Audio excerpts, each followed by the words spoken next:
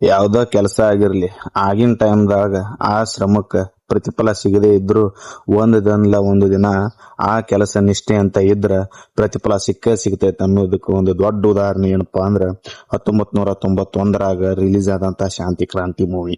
ಇವೆಲ್ಲ ನನ್ನ ಆಸ್ತಿ. ಮಕ್ಕಳು ದೇಶದ ಆಸ್ತಿ, ದೇಶದ ಭವಿಷ್ಯ. ಈ ಮಕ್ಕಳ ಭವಿಷ್ಯ ಹಾಳು ಮಾಡೋದಕ್ಕೆ ನಾನು ಯಾವತ್ತೂ ಬಿಡೋದಿಲ್ಲ.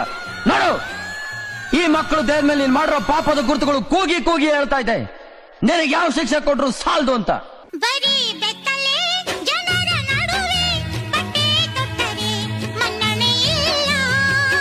ಅವಾಗಿನ ಟೈಮ್ದಾಗ 10 ಕೋಟಿ ಬಜೆಟ್ ಹಾಕಿ ಆ ಸಿನಿಮಾ ಪ್ಯಾನ್ ಇಂಡಿಯಾ ಅಂತ ಹೇಳಿ ಸ್ಟಾರ್ಟ್ ಮಾಡಿದಂತ ರವಿಚಂದ್ರನ್ ಸರ್ ಆ ಸಿನಿಮಾದಂದ ಸೋಲನ್ನು ಅನುಭವಿಸ್ತಾರ.